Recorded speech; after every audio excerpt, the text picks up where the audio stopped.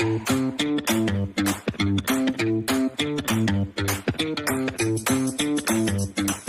welcome again to another episode of Really Political. I'm one of your co-hosts. I'm Chip Franklin, along with comedian and movie star Tom Arnold, our good friend, and of course, the guy behind this madness, Justin Horwitz, CEO of Really American Media. A lot going on this week and a lot to get to. You guys well? Yeah, good. I'm excited. I'm looking for that camera you're sending me to make me look better in the mail. You let me know. Yeah, sometimes it's the exact opposite. Sometimes I'm much under a bar light. I'm my best right now. 2 a.m. under a bar light, I'm hot. That's let's get going here. Our first guest is Malcolm Nance. He's a former naval intelligence officer. He's also an analyst for MSNBC and a 4-time New York Times bestselling author. His book, They Want to Kill Americans, is just fantastic. I've read it. You got to check it out. He joins us here on Really Political. Malcolm, good to have you here, my friend. Yeah, glad to be here. Malcolm, let me just say, you're the real deal, man. You know, you see people and they say, well, I'm ex-military, I'm this, I'm that, and much respect to that. But you're a destroyer now. That's what I thought. There's a group of us. I go, who are the guys that really put themselves out there and use all their training and their expertise to enlighten, but also stands right up on the line and is willing. And I really respect and appreciate you because of those things. Can I jump in and say that I've interviewed Malcolm many, many times, and Malcolm, I tell you, the thing that I enjoy speaking to you with is you're empathetic towards these very difficult to understand scenarios, and especially when you're talking about, what's the right thing to do. I mean, Israel would be a perfect example, and I love your take on these and how to move forward in a way that assuages both critics and supporters. It's a difficult area we find ourselves in. You're in England right now, correct? Yeah, I'm in Stratford-upon-Avon, looking at the Shakespeare Theater. I don't know if you caught. Let me say this. Malcolm, the entire time I've gotten to know him and read his book and read how he operates, he knows a lot of shit. He knows, but he also, if he believes in something, he'll show up with his freaking gear on. Like, his ass is on the line. So he's not, he's a unique and special and important guy to me in my world, for sure. Well, we'll slow down so we have something nice to say at your funeral, Malcolm. But let me jump in right away and ask you did you have a chance to see J.D. Vance on with Jake Tapper talking about trying to, you're rolling your eyes. I guess you did. Trying to dance around the issue of support for Ukraine, saying that we can't support Taiwan and Israel and Ukraine, so we have to make a decision. And then listening to Turner and McFaul and others talk about Russian propaganda in the Republican Party, how serious is this, and how concerned should we be at what's happening in the Republican Party with Putin and this lack of support for Ukraine? Well, first off, we should be very concerned because the Republican Party is acting, quite frankly, like a wholly owned subsidiary of the Kremlin, of Vladimir Putin. And we all know that is just anti-Ukrainian hate distilled through one entity, which is Donald Trump.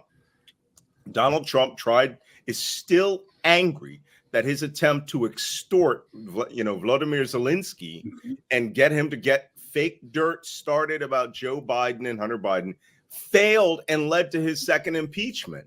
So he hates Ukraine with a white hot passion. He has always loved, Vladimir Putin, and he will do anything Putin says. I believe it was the Prime Minister of Australia who said when he saw them both in Helsinki, he said Trump's blazing admiration. What did he put it? Was like a cheerleader in love with the leader of the quarterback of the football. Yeah. Okay. Yeah, that's icky.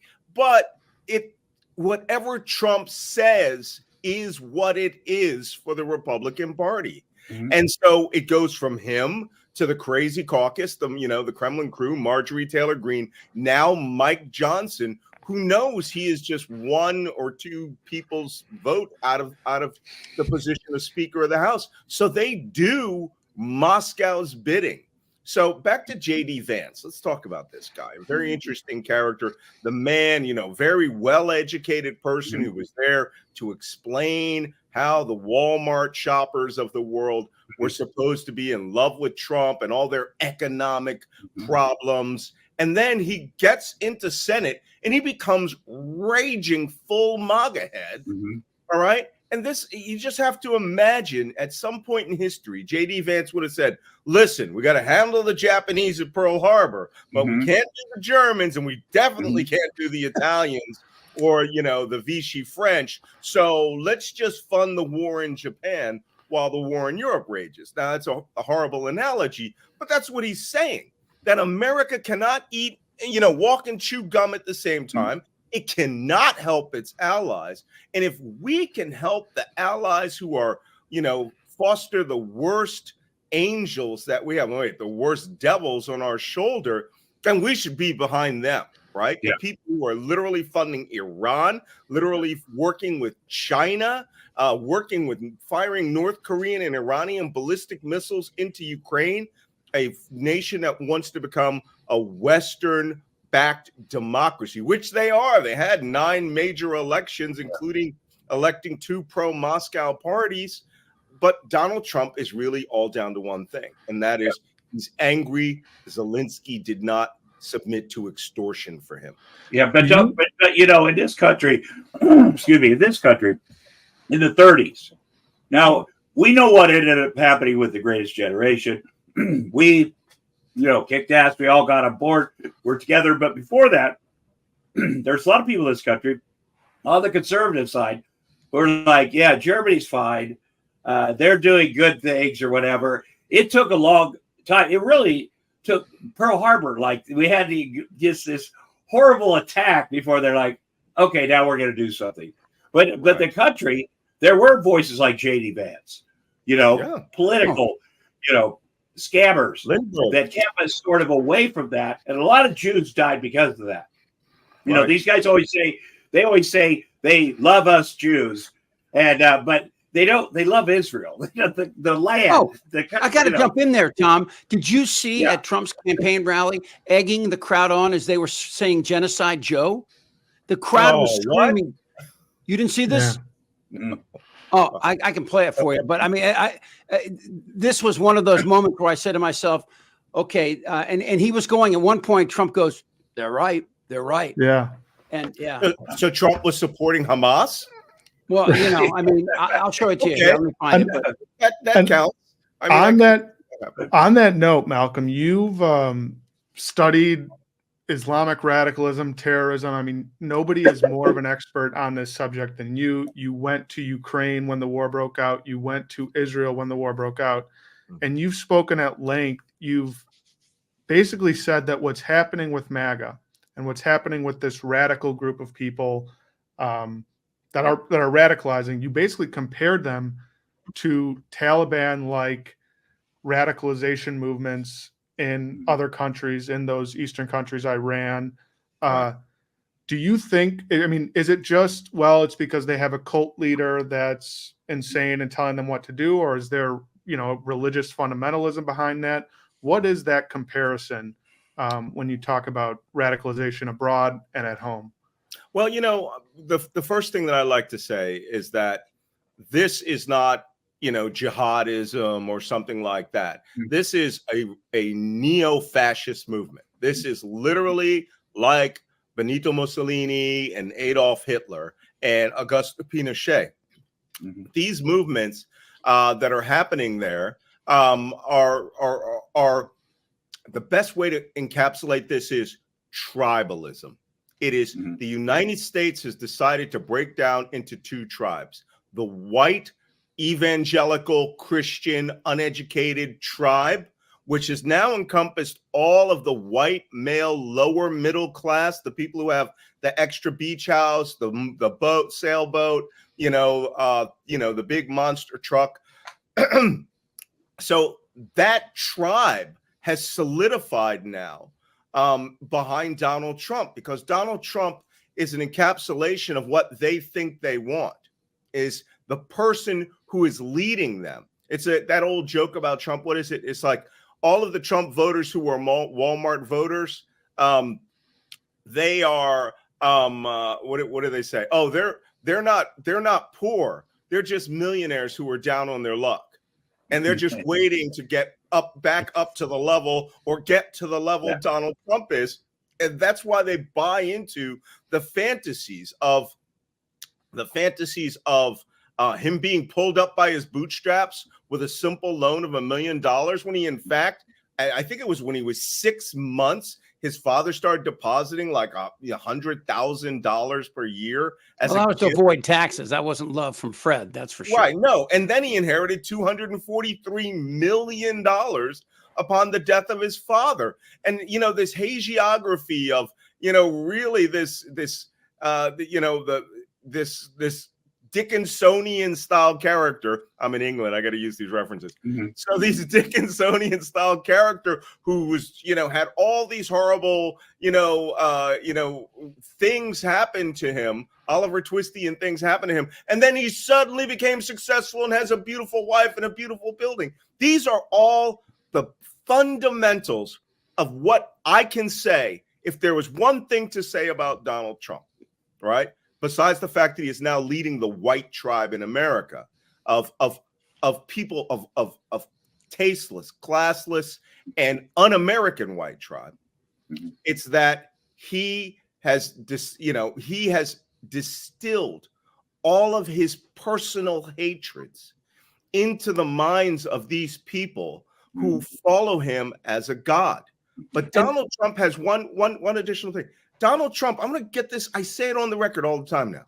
Do you know he is the single most greatest documented liar in all of history?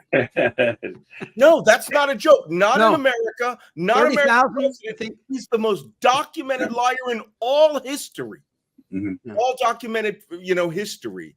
That man's now pushing like 70,000 lies. And he'll get to 100,000 by the time November comes. And this, Malcolm, the gag order that Mashan has put in place and is not to protect him or the prosecutors, Bragg or anyone else. It's the families. And you go and you see what he said. I mean, somebody sent white powder and hate letters to Bragg, and they will continue to do this. And I swear, when he loses in the fall, and I'm convinced now he will take this on. If he's in prison, it will happen. This is not going to end with Donald Trump. Let me play you this again. This is him. Now, when you hear this crowd saying Genocide Joe, there's no way they came up with this on their own. That's not something a group, it's not like, build that wall. Somebody had to tell these people. Watch this. Biden's inflation disaster is his war on American energy, and Pennsylvania energy is our big problem. Genocide Joe! Genocide Joe! Genocide Joe! Genocide Joe! Genocide Joe! Genocide Joe! He said that, they're not wrong. And that continued on for another 30 seconds. Yeah, Elon Musk does that a lot too. Elon Musk, because he's dying to be Joe Rogan. He wants to be, but Joe Rogan is funny. Joe Rogan, I've known a long time. He has a thing, but that's his comment all the time. It's true, or whatever the truth, or what he just says these little comments to that bullshit. By the way, there's a guy on, if you're facing Trump's left in that video that held up his phone and had a Q for QAnon, and they did it so that people they shot it.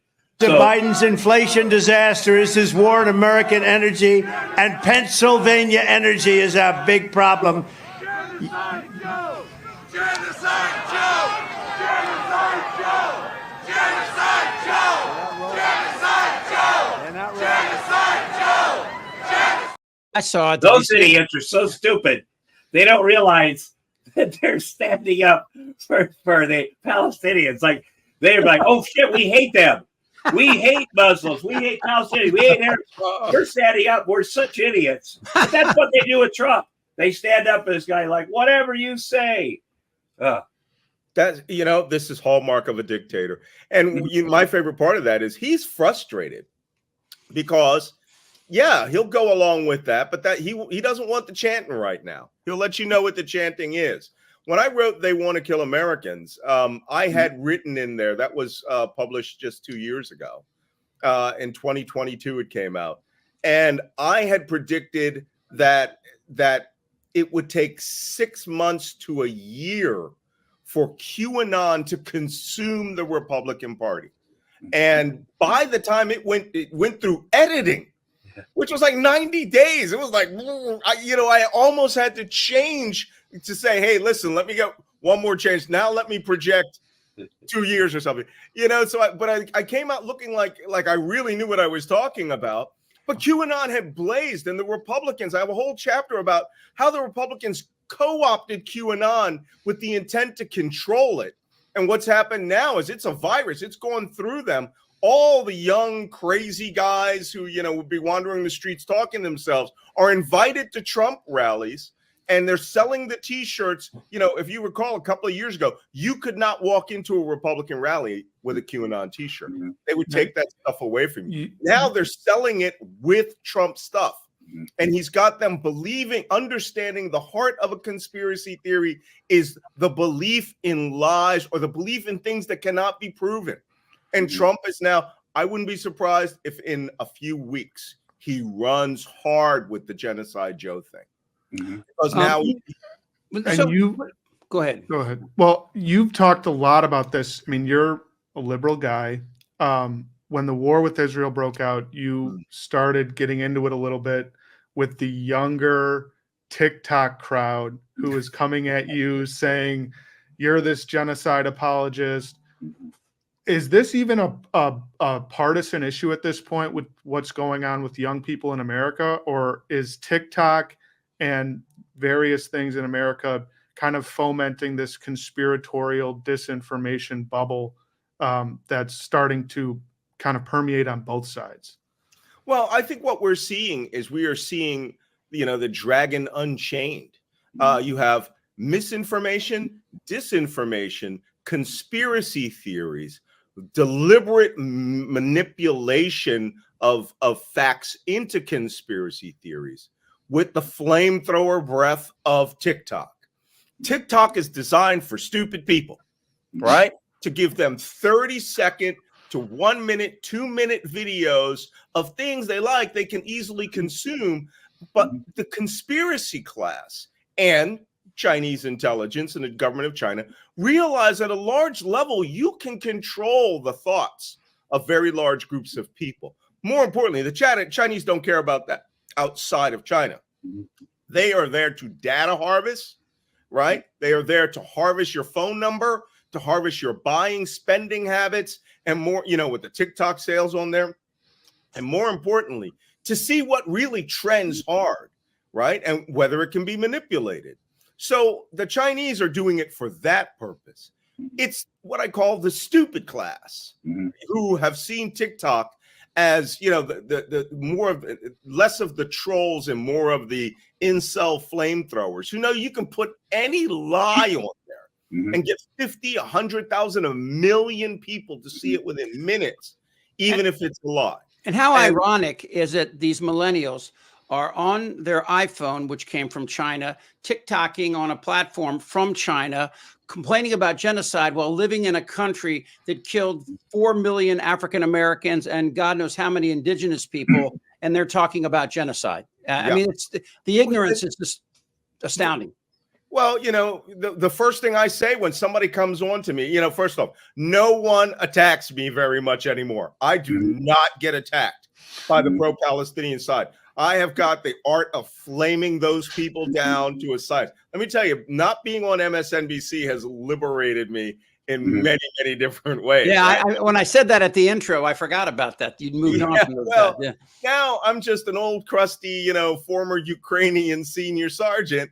And what I can say is whatever the hell I want. And what I usually say is this: go get a dictionary, learn what the word genocide means, because you don't know anything about it, right?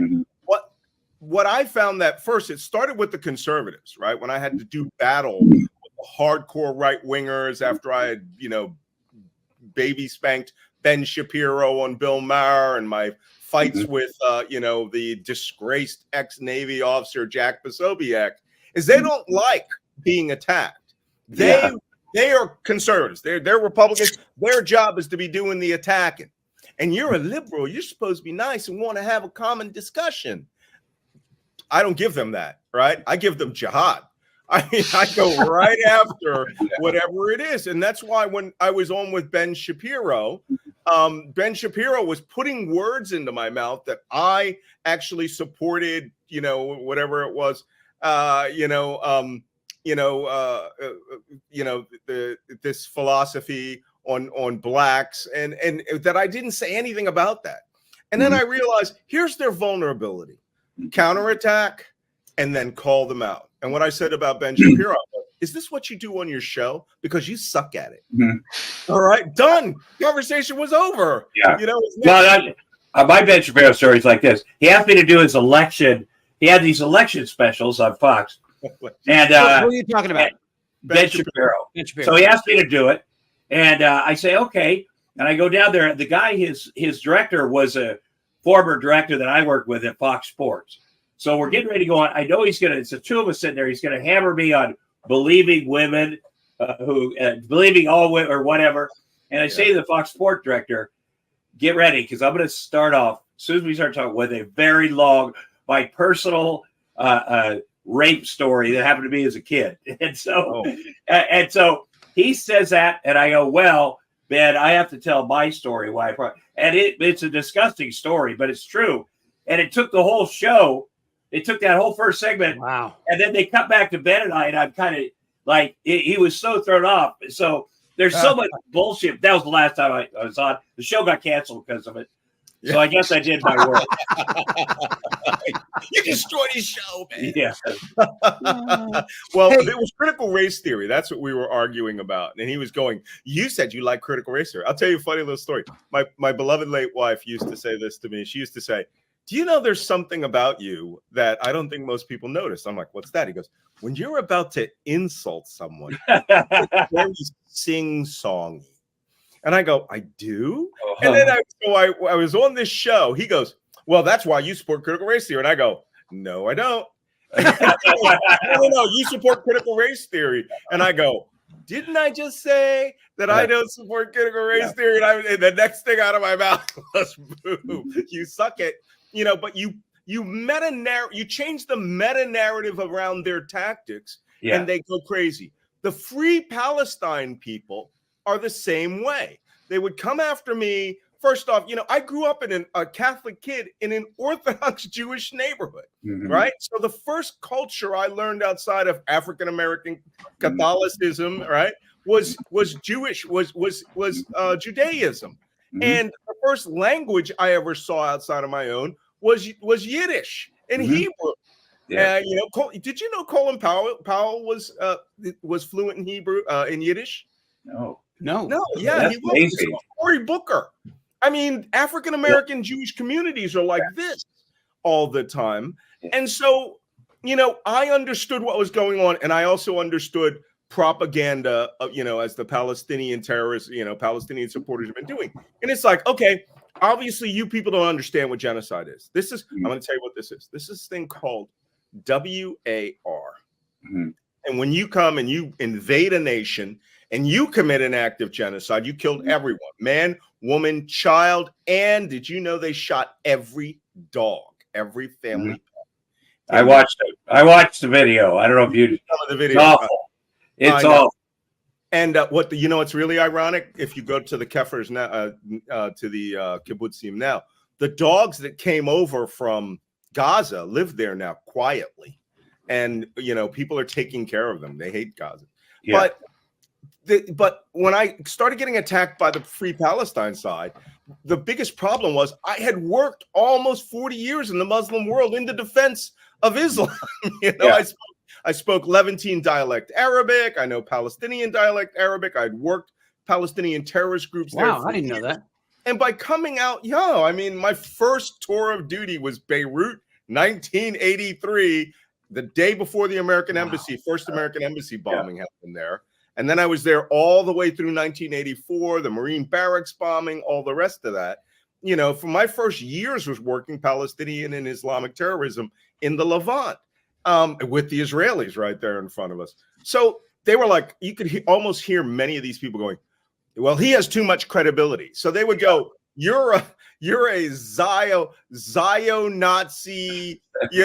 Zio-Nazi colonial occupier, apologist. And I go, and actually at the top of my Twitter thread, I put out a tweet called, do I look like I give a fuck? Flip. Sorry, I don't know. It's all right. That's good. We got Arnold on the show. All those yeah. And That's good. all the things that you can unfollow me for. Right? Why would you want to listen to a Middle East expert person of color who worked in the intelligence community for 40 odd years in this part of the world and speaks the language? What do I know? But also Hamas murdered, butchered 80% of the people they butchered were people that were helping Palestinians trying to figure out a two-state solution, or being kind or taken care of. They were neighbors. They were all neighbors, and we're working on these kibbutzim. Yeah. When we went to Kfar Aza, they showed us that they were building a school for autistic Palestinian children. Right, Malcolm, with their children. Yeah, and the workers made up a map of all the locals and had them all killed. So that's never coming back. No Palestinian will ever work in Israel again. Yeah. But my point is that when I started getting into it with the Free Palestine people, I did Roland Martin, and they had 3 distinguished academics who kept going, why are they killing Palestinian babies? And when I would go, so one day there was nothing going on.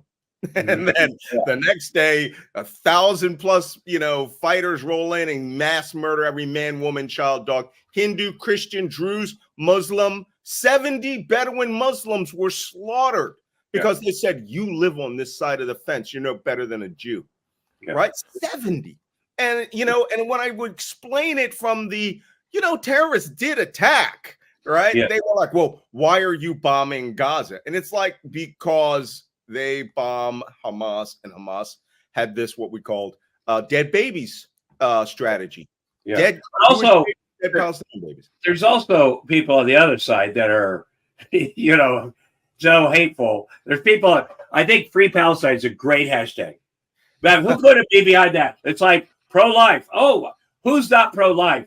But there's a lot more to it. I think a lot of the young influencers, they get lost. And also you see people in the media taking 100% Israel, 100% Palestine, whatever. And it's the great thing about being an American Jew is you can look a little bit deeper. You can be for the 2-state solution and eventually peace would get these hostages home. But, and you can look at the Netanyahu and that side of the government, be critical. Obviously they could have protected, he could have protected the people there better. There's a lot of things went wrong, but people now are like, it's either this or this. And the Republican Party's doing a great job of doing that, because they've done such a great job, as you said, Malcolm, that they're like, okay, we are anti-Iran, but we're pro their best friend, Russia. It makes no sense. But they've got people like, that's what we're going to do on Fox News now. That's our thing. Well, Malcolm, go ahead. Sorry. No, I was just going to say, one of the things that really upset the Free Palestine crowd by Malcolm Nance was in December, I started a really intensive campaign of splitting the African-American community, adults, away from all sympathy. And I did a couple of programs. I went on, Santita Jackson, Jesse Jackson's daughter's radio program in Chicago. Very Black program. All the grandmas, everybody listened to it. And I hammered them on the attack they made on a Black Christmas party from a church. And I was just like, my tweets were you couldn't believe it. I said, look, somebody said, you don't speak for 50 million African Americans. I go, yes, I do. I said, we don't like you. How can you even read the Bible and pretend like there was never an Israel? Anybody? I said, and then I broke it down. I go, the children we're talking to are between 18 and 25 and too stupid to read books or read history or even know the Bible. And you could see a shift in the Twitter demographic to the point where when those 3 protesters went to the not the Ebenezer Church, the one in Charleston, where the murder was carried out of the 9 parishioners and the minister, the black Free Palestine protester was not chanting. Everybody in that church was staring daggers at her, right?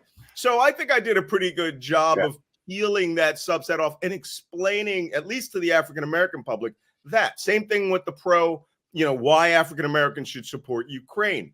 And this is why you need to go after what we call their meta-narrative, right? The frame they want to install is babies are dying, right? Yeah, babies have died. Babies had died on 7 October, and I've seen them. I've seen the dead babies. I've seen the films that the Israelis showed us.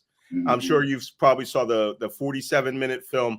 Worse, they got a 53-minute version that's worse. Oh my God! Well, I sensed that there was something worse because one of the soldiers, the family of the hostages, was with us at the Museum of Tolerance watching it, and they said actually that it's worse, and I was like, I really want to bear witness to this, but I'm glad I didn't see.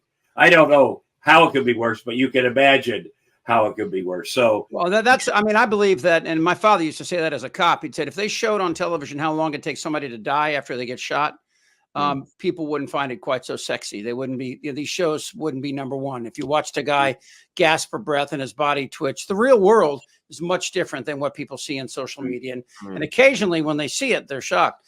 Malcolm, thank you so much again. Malcolm, thank you, buddy. Former naval intelligence officer, spy. He's got that movie. I can't wait to see that movie, The First Black Spy. I think that's the working title. Anyway, yeah. Well, my memoir next year is coming out. They Want to Kill Americans is an excellent book. You got to read it. Yeah. And it's actually got a happy ending. Amazingly for that. Thank you so much, my friend. We'll talk to you soon. Okay. It's my pleasure. Take care. The one and only Malcolm Nance joining us from the UK. All right. Well, let's keep it moving right forward. Our next guest is a former Republican congressman who was a Trump supporter and saw the light in a big way, and now is a virile and very strong opponent of everything MAGA stands for. And I always like talking to him. Joe Walsh joins us here on Really Yay! Mr. Walsh. Tom Arnold, I love you. See you, buddy. Oh, God, I love Joe Walsh. Let me tell you. He's got Iowa connections, University of Iowa, which we're just, that means you're a solid person. I love his wife. I follow his wife on the internet, everything that I think she's super cool. I have 4 ex-wives, and I try not to follow any of it. That's a lot of social media, dude. Yeah, Joe's the real deal. Like, he's not, there's no half measures. He was the guy. He was the Tea Party guy. He did this. He did. And then when he realized, well, my main thing is the country, because they all said my main thing is the country, and that he was just one of the few. And then he came, and Joe and I met. He was doing Bill Maher. We met up at Craig's, which is a fun place out here. A wonderful dinner. But I was like, okay, he's in, man. And he really, you do lose, you sacrifice. It's not a real sacrifice when you do things for the right reasons. But Joe, I mean, so his gigs were over, and that's not, those are gigs you build up with the media, with this, with that, a podcast, and they were over. And I'm going to say the last thing about Joe Walsh. Before he was in the light, he'd made some comments about Barack Obama and a couple things. And what he did was, a lot of people just blow over. But he gave sincere apologies, like I didn't mean whatever. He genuinely apologized. So there's nobody on my side that could go, this guy is awesome. Then look at him, and he apologized. He owns it, and then he goes forward. And every day that I see Joe on doing his thing on the internet or wherever on TV, I'm like, I hope Joe, that you're killing it, man. You are a Chip. I want to tell you that I love women and I love my wife. Mm-hmm. If I loved men in that way, I would be all over Tom Arnold, because I've had the biggest man crush on Tom Arnold. Justin and I can leave the room if you want. You two get lost. Okay. Hey, let me just jump on with this right here. I do remember because I was here in San Diego when the Tea Party first started, and they had a big presence in California. And the Tea Party early on in the beginning was about fiscal responsibility. It wasn't anywhere near the insanity that it turned into in the years before Trump. Religion, evangelicals got involved, but not. I have friends that are evangelical Christians. I'm an atheist. We get along great. We talk about, and I do believe that there's something here about the seduction of what happened to a lot of people, myself included, in the 90s, about fiscal responsibility, about you're not teach a man to fish, the whole thing, right? And it went off the rails at some point. When did you see that, and when did it kind of crystallize for you, Joe? And by the way, Chip, Tom, it's wonderful to be with you both. Look, we got Justin up there, but he's not talking. Hi, Justin. Is he all right? Justin, you rock too. I'm here. By the way, guys, Malcolm Nance is off the charts wonderful. Yeah, he is. I got to write the book about the Tea Party, and I will one day, maybe after we defeat Trump this year. There were always two strands to the Tea Party. One was, let's stop bankrupting future generations. That's what resonated with me. The size of government, debt, all that. But there was this uglier, kind of more nationalist, culture warrior side. And Chip, when we went to Washington, us Tea Partiers, and we didn't do shit about the debt, then, the folks out there got pissed off. They started grumbling. And then along came Trump, and he tapped into that uglier side. And away they went. Yeah. Joe, let me ask you about Mike Pence for a second, because you have, everybody in the. Now, Mike Pence, again, was the most loyal lapdog vice president. Maybe that's part of the job, and he certainly helped Trump get elected with the evangelicals, whatever. But to get to where Mike Pence is now, where he says on TV, which is huge, I am not going to support my old boss. What did it take, the Mike Pence to get all the way to this other thing? That's a great question. That's a great question, Tom. And I know Pence well. When I went to Congress, he was my mentor. He's a good man. Yeah. But he made a deal with the devil back in 2016. And I know this, Tom. He said to himself, Mike Pence wants to be president. So he said, that guy, Donald Trump, is a fucking horrible human being. Pence said this to himself. Yeah. And he said, I'm going to tie myself to him because I can become president. And then Pence, knowing the kind of guy he is, he prayed about it every single day, prayed for forgiveness. It finally hit him about a year or so ago that the Republican voter doesn't like Pence. So it gave him a little more courage. Like, he knows he doesn't have a future in the party right now. So it gave him the courage to oppose Trump. But Tom, even he won't say, I'll vote for Biden.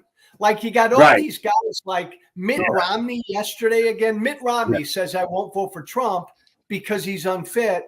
But then they won't take the logical step of voting for the only guy that can keep Trump out of the White House. And Pence won't do that either, because once you do that as a Republican, then you're done. Like Joe Walsh and Adam Kinzinger have both said, we're supporting Biden. Once you say that as a Republican, you're done as a Republican. What is it about? Don't you think Joe, don't think more people are going to get on that train that you're on before the election, that more people will get a little bit of courage, see what you guys do, or not? Tom, I still say no. Most of them won't, because they look at what happened to us. You were laughing and you were so gracious when you talked about me. But 6 years ago, when I came out against Trump, I took a fucking blowtorch to my career. I mean, what politician wants to do that? I think you'll see some come out, but I don't know you two. Like, do you think Nikki Haley, she won't support Biden? Maybe she'll still endorse Trump. I don't know. It's hard to give up that power. Go ahead. Is it that simple then, that quite literally everyone in Congress, every single Republican, they really don't believe in much anymore? They don't believe in cutting the deficit, any of the things that brought these people into the Republican Party at first, that it is quite simply our power is the most important thing we care about. We're willing to do anything to keep it, even if it means going along with this maniacal, aspiring autocrat who's singing the national anthem with the January Sixers every time he goes on stage. Is it really just that simple? They're just whores. No, Justin, for the most part, yes. But the caveat is there are a lot of true believers too. Like, don't you guys get mad at me. Tom Arnold, don't you get pissed off at me. Jim Jordan and I used to be really good friends. Yeah. Jim Jordan's a true believer, Justin. Yes. He believes in this shit. And so and so it's changed. In this shit, do you mean like the hyper nationalism or QAnon? Yes. To both. Believes in the MAGA philosophy. So the MAGA philosophy has taken over the party. That's the animating force now. Most of my former colleagues in the House, I'd say 60% of them wish Trump would just go away. They'll never say it. But 40% of them believe in Trumpism now. Let me jump back to something that happened to Pence, to me, defined where we are. When Pence was afraid, and if this is true, it came through some of the testimony from the January 6th committee. When Pence said he was afraid to get into a car with Secret Service agents that he did not recognize, that to me said something has gone way wrong. And that's not a point you come back from easily. These moments that we're having with MAGA, and you mentioned them, and the whole idea of this sort of white nationalism and America First concept, can all this still fit underneath the canopy of our Constitution? Or has this push to have increasingly far-right judges on the Supreme Court and in federal positions is the beginning of a slow-moving sort of coup to get us away from this idea of diversity and, I guess, progressive thought through our system of government? Hey, so because I come from MAGA and I still engage with these folks every day, and maybe I'm wrong, I'm never going to attack the average MAGA person out there. But I will say this, guys. Yeah, Chip, it's a threat to our Constitution because every fucking day they tell me that they don't mind and they want a king or a dictator to give them back the America they want. They've been telling me that now for years. I try to talk to them and I try to tell them how that's like un-American. It goes against the Constitution. But yeah, Chip, that's a big part of MAGA is they got like this vision of America that they believe in, and they no longer believe democracy can get it back. So give me a fucking dictator to give it back. How much of that has to do in your mind with immigration? Because you see immigration in Europe fueling these far-right populists abroad. Do you think that's how big of it? Because that was kind of, Trump came on the scene and was like, wait, nobody's talking about this. This is our issue. We're going to change the game. Steve Bannon, Breitbart, Jeff Sessions, Stephen Miller. So we're going to turn everything on its ass, this Gang of Eight stuff, and we're going immigration. Yeah. Is it that simple? When you say this can't be handled democratically, is it that they want, frankly, foreign-born people taken out of this country, and that can't be done in a democratic way? It's a big part of it, Justin. Look, what they want is they want kind of 1954 America where men were men, women were women, only men married women and women married men. There weren't 60 genders. You could say Merry Christmas. We were a Christian country. We were more white. The local plant was in town, right? Everything was just like simple. Immigration, Justin, look, this is a big issue and it was a big problem. And I'm an immigration hawk. I want us to allow a lot more legal immigrants in. And this Republican Party, by the way, doesn't want that. Yeah. But Democrats for a long time have dropped the ball on how fucking important the border is. Yeah. And this issue is hurting Democrats. Justin, you're right. Trump took that issue of immigration that a lot of us were concerned about. And like he does with everything, he turned it into a really ugly place, like bigoted, like keep brown and black people out. I'm going to build a fucking wall and all of that. So he took it to a scary place. How did Republicans go from Reagan wanting this huge amnesty to this situation where, first of all, They used to go home. Mexican workers used to go home until we militarized the border. Millions would come into work and all the way up to, to San Francisco, all through the valley. Then they would go home. We militarized it, so they had to stay here. And then, so we created the problem because of our racist xenophobia. That's that in my mind. That's what happened. And I was interviewing Ann Coulter in 2016 at the in Cleveland at the convention, and she says there's 50 million illegals here, and then she winks at me because it's radio. Yeah. I mean, they'll just straight out lie and talk about these crimes, and we all know the statistics that firstborn. I mean, the immigrants commit much fewer crimes, especially violent crimes, than native-born people. They come here with better vaccination records. They stay married. They're Catholic. They have all the things that we profess and Republicans profess to want. They're bringing here. Yeah, I've heard about terrorism, but the only terrorists I've seen in this country in the last 5 years came out on January 6, 2021. A Chip, I cannot deny it. Republicans demagogue the issue of immigration. I used to do way too much of that. So it's a great way to get your right-wing base pissed off. No doubt about it. I'd argue, Chip, that Democrats have ignored the issue, though. And so somehow we got to find a middle ground where we make it a hell of a lot easier for people to come here legally. And by the way, Chip, you're right. We make it easier again for people to come and work here and go back home. But we've always got to enforce the border and make sure people don't come here illegally. Jim Langford had a pretty good bill. Yeah, he did. He did. Catch and release, longer holding migrants until their asylum cases were adjudicated. The whole thing about border encounters, that's people just coming up on the other side too. So when you hear 2 million border encounters, people thinking that's people that crossed over and now they're working at Taco Bell somewhere. No, these are people that came up and also requested asylum and were turned away. Under that bill that Langford authored, if 5,000 people came one day, they'd shut the border down. It was everything Republicans had. And the fact that there's... Go ahead, Justin. Well, and how much of this, when you say Democrats are ignoring the issue, I kind of agree. And I'm a little curious because on its face, I don't think many people disagree with, we want to know who's coming into the country.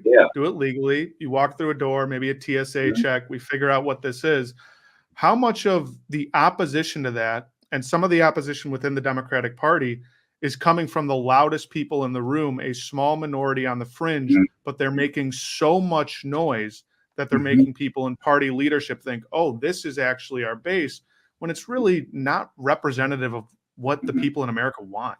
Well, no, I agree with that. Most people in America want what I just said. Make it easier for people to come here legally, but always defend your borders against people coming here illegally. The problem, Justin, is you're right. It's driven by the left, just like a lot of shit's driven by the right. But Biden comes into office and, he listened to that part of his left. And he did some things when he first came into office. And look, when Biden he proposed a bill on the first day, first day in office. But I got to tell you, Chip, you and I, my friend, will disagree on this. When Biden was running for president, he said, I'm going to be the opposite of Trump. I'll be the antithesis. He said Trump was a jackass at the border. He was cool. He kept people out. Biden gave the signal like, come on, I'm going to let you in. And they listen down in Central and South America and Mexico. They listen and they listen to him. By the time Biden got sworn into office, they were flooding their way here. And Biden didn't understand that this is a problem. And I get, right, Republicans are playing politics with it now, but in their mind, Biden's made it worse the last 3 years. We're going to bail him out now with a bill. They should have done that, but they weren't going to bail him out. Yeah, I think it's also anytime Biden has the far right and far left man in, like Israel, Middle East, you go, he must be doing something right. Because a real president knows I can't make everybody happy. I got to get in this groove in the middle. And Biden should have been on top of the border much sooner. But again, the Republicans who were the party of business, Joe and I know Iowa, agriculture. Where would we be without immigrants? Totally. Same thing. And I see it in LA every day. That's the glue that holds this stuff together. But right now, Republicans, I know when Ron, what's his name, down in Florida, he said, I'm going to deport everybody. Like his big construction friends who own giant all the workers left and there's abandoned houses, and they were like, "What are you doing?" Why? He goes, "I have to do it now to get elected." But it's crazy. Yeah, Tom, you're right, and that's how bad the Republican Party has become. They want to limit the people who can come here legally. That'll destroy our economy. Well, and I hate to sound like AOC, but when I hear about the crisis, okay, the things we bring up like fentanyl is not coming across the border through Mexicans. Americans are crossing the border with it. They're coming in Long Beach, and they're coming up through the south, through Mexico with it. I think it's 86% of the fentanyl that we grab are Americans bringing it over. Okay, so we talk about drugs, and again, Trump has done that. And when we talk about violence, we talk about terrorism, right? We've been listening to this since 2001. About this is an easy way for Al Qaeda at first, and then ISIS, and you tell me Hezbollah, Hamas, whatever. They're not coming in through that border. It's not as easy as they make it seem. And if they're coming in, then we would see them here. Yeah, I believe that we need a better policy at the border. Mm-hmm. But the Republicans have a wall, they have guards, they have guns. And then the far left says it's got to be open. Libertarians say it's got to be open. Yeah. Somewhere in between that, we need something that's consistent that works, because this country without immigration is dead. Is dead. And now, look, now we got a problem where we've been, Chicago and New York. We've got cities now all over the country who are having to house and hold and take care of and pay for all of these migrants. Our asylum system's broken. So you're seeing it impact Democratic areas now too. And it's pissing off Democratic voters, as it should. Yeah, I think I'm a Democrat. I'm pretty liberal, but if building a wall or a fence was the best thing and worked, I would say, well, I guess that's what we're going to do. But it's not. Even the people that they're like, how do you get all that land from people that you don't? And the border is uneven, and people are going to dig tunnels and whatever. But I agree, they've got to do better. They've got to do better than we are. Look at Abbott. Look at Abbott in Texas. Every day he makes it worse. Again, with the razor wire in the Rio Grande. I think about this, and I think that this is. By the way, Texas is the most diverse state in America. Yeah. You think when you hear him talking, you think of him and the attorney general. Oh, it's all white guys. A lot of white guys are in charge, but it's the most diverse state. So, Honduras and Guatemala have higher rates of vaccinations than people in Texas do. So when they came across the border, don't you rag on Texas, Chip? Don't you rag on Texas. Tom, you're right, by the way. Houston, do you know that Houston is the most diverse city in the country? Yes. Let me tell you, when you put Texas, same thing with California. Okay, I know this is California. That's not California. California is everything. Texas is everything. Houston, I love Houston. I love Dallas. I love the whole, but there's such diverse. You got Austin, you got this, that. You have everything, just like America, in Texas. And sometimes people get a monolith. They're like, Texas is this one thing, but it's absolutely not this one thing. So how much of this problem do you think people in Congress actually want to solve, or just reflexive, like you said, when Biden came in, he said, we're going to do the opposite of what Trump is doing. We're not going to do that. And now Democrats say, okay, we want this border bill. We want it to get more secure. And Republicans say, well, we can't give them that. At some point, are they just feeding off the crisis and saying, we're just not going to do what the other side wants to do and leave this as a crisis? That's pretty much how it works, man. And that's why it kind of sucks being a congressman, being a member of Congress, because that's all you do. It's like you don't go there to solve any shit. You go there. It's like you're your own brand, and you go there just to shout at people and to be really popular on Fox News or MSNBC. Mm-hmm. They're all like free agents. And Justin, you're right. They don't have any interest in working on problems. Yeah. Of all that, now I'm going to ask you another question of it. No, I never dated Marjorie Taylor Greene. That's not the question. I knew you were going to go there. I just said, oh my God. well, some drunken night at bar time in Iowa City. Trust me, I've been there. Let me, okay, Joe. So I'm looking forward to your next book, because you have this unique experience where you're like, well, of course I'm going to do the right thing. And then you lose. I mean, the hits you took, the losses, the financial, and people get queasy about that. you had the love of your family, but there's probably a significant amount of time you're like, that's it. Like I am in shell shocked. How do I? And a lot of people go back. But you, Kissinger, Liz Cheney, there's a few of you that are like, I will sacrifice every Denver Riggleman. They're like, okay, I'm going to sacrifice everything. And very few people do it. But who are you most disappointed with that you knew in Congress that didn't join you? That you say that's a man or woman that I know is going to do the right thing for the Constitution, for the country. Is there somebody that stands out? God, Tom, that's such a fucking good question. And I'm going to give you bad answers because now they're nutbags. But like, I'll give you two, and you'll laugh at me. Senator Ron Johnson from Wisconsin. He and I got elected together. He was just a good, simple businessman. I thought just a good, pragmatic dude. I never thought he'd become a Trump cultist. He has. Mike Lee. Mike Lee was another good friend, Utah. He was Mr. Constitution. He pulled out of his pocket. He hated Trump. Yeah. And then he became a Trumper. Yeah. Guys like that just really. What do you think that is? What do you think that is? Now, Mitt Romney, bless Mitt Romney, God bless him.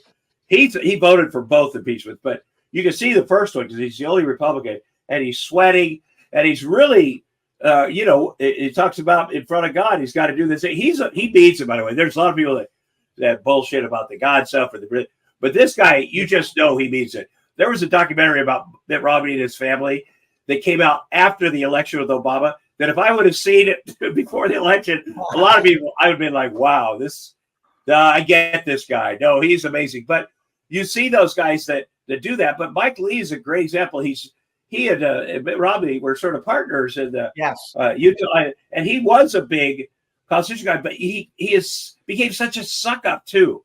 Not even behind the scenes with the text messages and stuff, trying to keep the election. He didn't go, okay, I just want to say, I know the Constitution. This is not okay. I'm going to do the right thing. What do you think? Because how does he become that guy? How does he fall into that? He's a United States fucking senator. God damn, have some respect for yourself. But it's a, yeah. And can I add on to the end of that question? When you guys are together, I mean, I remember seeing Orrin Hatch and Kennedy at the Palm, Ted Kennedy having dinner, and two kind of classically different people, right? Could you? Is it possible for Mike Lee and Britt Romney to sit down and have lunch, or is it just now? Not now? Oh, those days are long gone. It's just it's such a great question. Like Tom, Mike Lee became radicalized, and I know he's a smart, principled guy. So how would he do it? And like they've all learned from Trump to be a dick, to be a jerk, to lie, to like always troll and just go after Democrats. Mike Lee early on used to laugh at that stuff he'd tell me, but now he does it. So why? Because he gets to be a senator. I can't tell you enough, guys, as a former congressman and a former right-wing media star, when you're one of those things, people treat you like a god. It's hard to walk away from that. That's all I can think of. I'll tell you about Rod Johnson. He was a successful businessman. Like he made some money, and he says, "I'm going to get in this thing for the right reasons." And I believe that he did. And his case is different than Mike Lee to me, a guy from the Midwest, because I know guys like that are solid. And then they get a certain age, and then he starts thinking, "Well, their aliens are coming." Like he believes it all, and there's a switch, Whereas Mike Lee, it's the other that, it's that it makes no sense. But or even a guy Tom Arnold, even a guy from our state of Iowa, Chuck Grassley. He's like 200 years old. Yes, my dad voted for Chuck Grassley. My grandpa voted for him. But even Tom Arnold, even him, privately, he thinks Trump's a piece of shit. Of course. But even he, to get elected last time, became kind of a Trumper. No, he went on stage. He went on stage with Trump in Des Moines, and he goes, I'd be a fool not to take this man's endorsement. he's talking out. He's thinking his words are, that. So basically, that's why I'm here. Don't be mad. I mean, yeah, it's sad, and I keep thinking both senators from Iowa. Joni Ernst, I had high hopes for her because she's been through some shit too, and standing up to Trump or this bullshit, and maybe it'll happen before, but. Chuck Grassley. Let me ask you a question. This trial looks like it's going to end in a conviction if they can get like 12 reasonable jurors. Does that hurt or help his campaign? There's a lot of people think that conviction, even if it's for something that they don't understand. I love when Trump came out yesterday and goes, it was legal expenses, just business, like rent, electricity, water, paying off Stormy, right? I mean, does that resonate? Or does it have to be a different type of conviction? So if we're looking at this summer with him with a conviction and awaiting sentencing or appeal, how does that affect the MAGA voter? Oh, I'm probably wrong. I don't think it just strengthens the MAGA voter. Any conviction. Mm-hmm. He could be convicted for January 6th, and it will strengthen him among the base. I have no doubt about that. But independents and Blue Dog Democrats?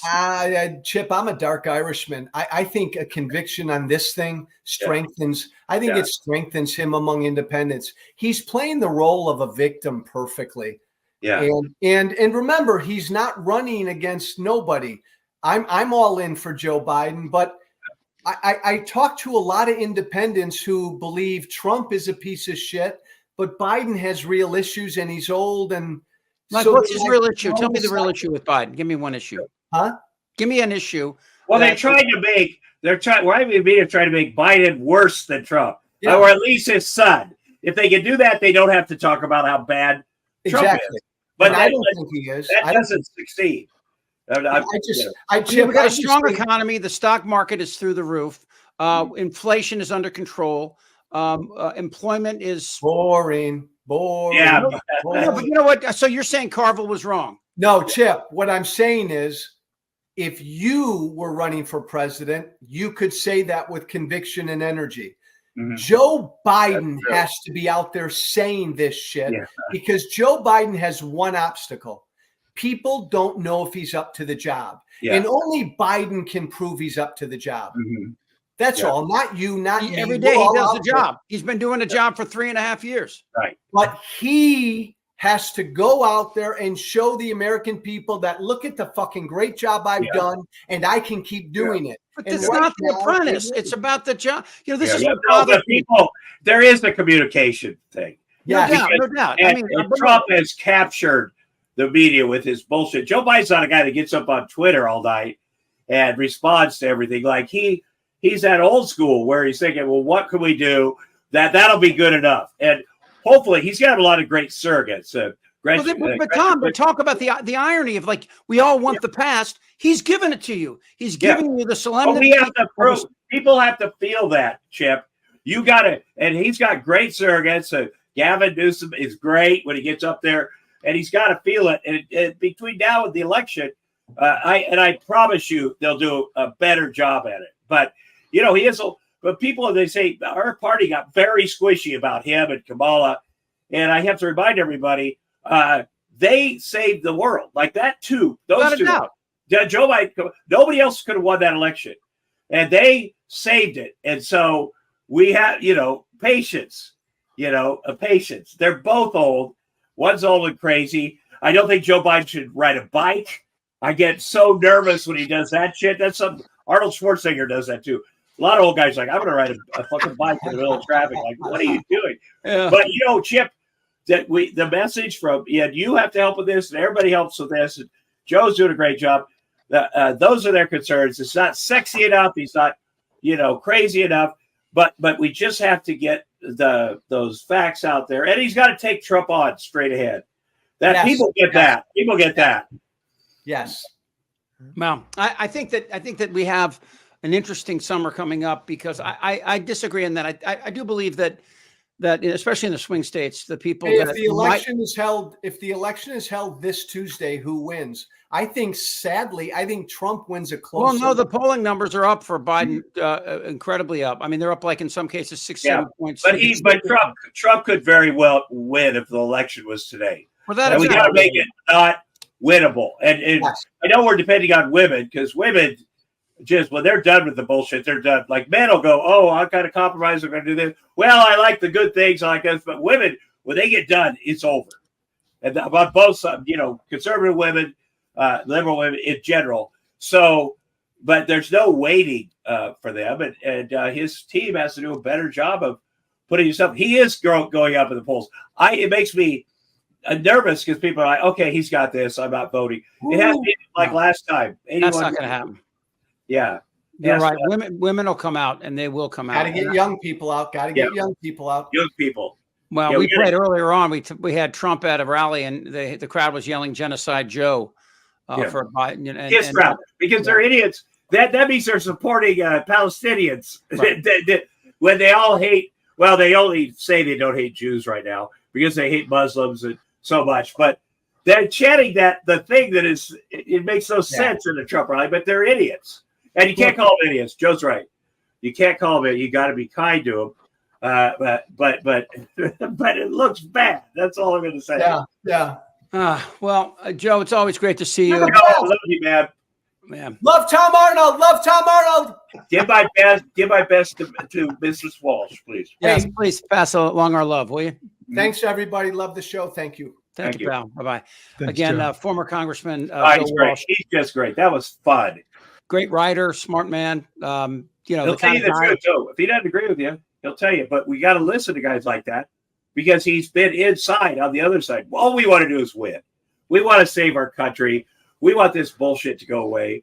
And what's great about having somebody like him is he's not just like, you're doing everything right. We have to listen to his insights. And he'll do that on social media. He'll call out shit. And then all the liberals are like, why are you doing that? But you need to listen to the man and say, how do we put that in our head? It's like with the NRA. I had a friend that worked for the NRA, and we got together and I said, help me. So I can break that company down. He goes, here's how they think. Here's what they do. Here's what they do. And he goes, I'm still a big gun advocate. I go, that's fine. But I need to know what our side can do to take them down, at least their messaging.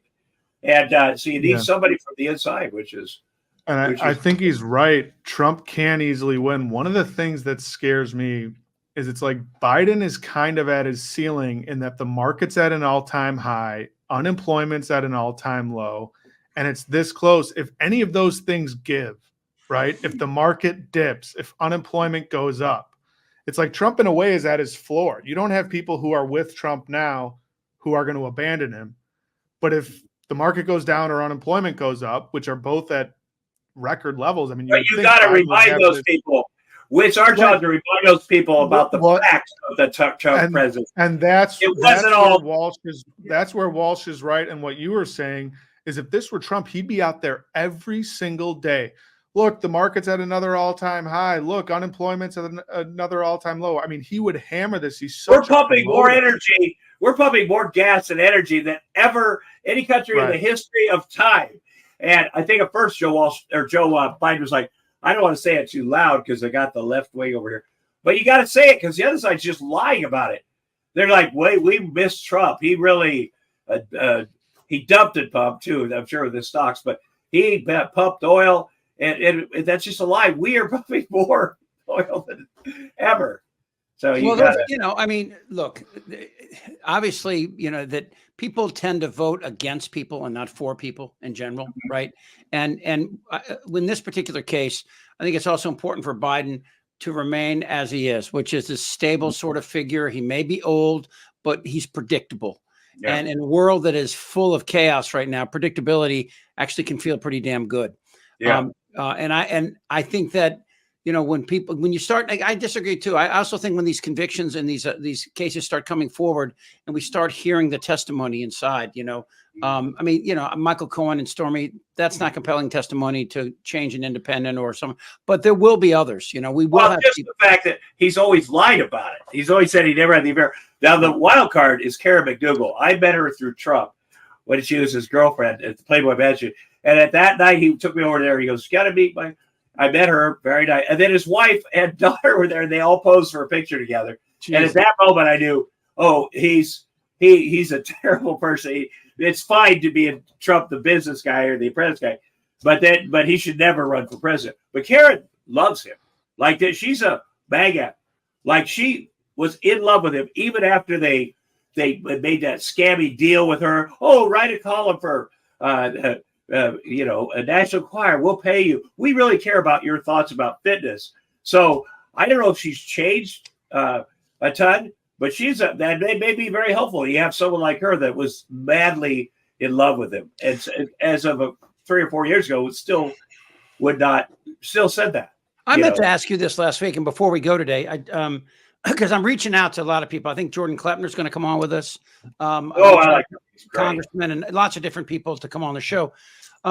Somebody that I used to know really well was Billy Bush back in DC. He worked for when I was doing radio. I first started in talk radio. He was doing a morning drive to station in the DC area. And he was known for being a nephew, I think, of the former president. Do you have any connections with him? How is he doing? He can't be working at all right now. I'll tell you what, when that first came out, Billy Bush is the one that got punished. Right. Billy Bush. And I think today still that conversation, you know, he was doing locker room talk, Billy Bush, but not, you know, not a guy trying for president that's talking, because when you're in the middle of a conversation like that, you're so nervous. You got the guy, right. You can't believe somebody is saying that, so you kind of laugh it off. He did come back, and anytime I see him back, I'm grateful because he again lost everything. And you know, people were trashing him because of being part of the Bush family. There's a lot of solid gold people in the Bush family. Like, you realize it now. You're like, God damn. My husband was a Secret Service, and he was on W's detail, and everybody has said that his father, every Secret Service said that Bush 41 was their favorite president without a doubt. Oh, yeah. No, everybody. Arnold was his physical fitness guy. Bush 41 during the Republican convention, there were some racists that came. And he goes, "There's the door. You have no place here in the Republican Party." Like, who would do that now? Go, shit, they might not vote for me. But he, you know, that's a solid gold family. They're nice people. I mean, yeah, he was a pilot in the war. He was head of the CIA. Yeah. That's the kind of people we want. And instead, MAGA wants the Trump non-swamp people. I think at the very least, we should have some sort of return to civics and understanding of how government works and the importance of these people. You got to read a book by Michael Lewis called The Fifth Risk. It'll blow your mind. It's really good. It's been out a few years, but it's Let's get him on here. Let's get Michael Lewis. Well, yeah, you know, I mean, body of work. He disappeared for a while. He had that tragic, you know, he lost his daughter. Awful. Yeah, horrible. Awful. But a great guy. I've interviewed him a couple of times. He'd be great to have on. Yeah, he would really be good. Billy Bush would be great to have on. I suspect he doesn't want to talk about this shit, but he's funny. He's come out of it. He'd be great to have on. I mean, we knew each other pretty well back in the day. I haven't spoken to him in 30 years, but I would love to, you know. All right. Well, hey, thanks, man. That was great. I love, you know, freaking everybody. And I love your energy, dude. I mean, thank you, man. Yeah, really, I'm seriously, but it's not just energy. You know, you come with the goods. All right. So keep in touch with us. Find us on Really American Media. You can also find Tom everywhere as well. TomArnoldComedy.com. I'm ChipFranklin.com. Justin doesn't have a .com yet. He's still incredibly vital, and look at him. Look at him. All right, we're gonna go. Thank you again. We post this every Tuesday, so you'll see it a little bit later on tonight. Or wait, I'm jumping in time. I can't do that. Anyway, I'm Chip Franklin. Tom, what? Let's get some stand-up dates. Well, let's book some stand-up, and then we can post next time. I want to do that. I really want to. We're not that far from each other. You're in LA. I'm in San Diego. Hour and a half. Well, let's do it. We'll get it together. All right. Okay. Thanks, everybody. We'll talk to you next time for Really Political. Justin Horwitz, Tom Arnold. I'm Chip Franklin.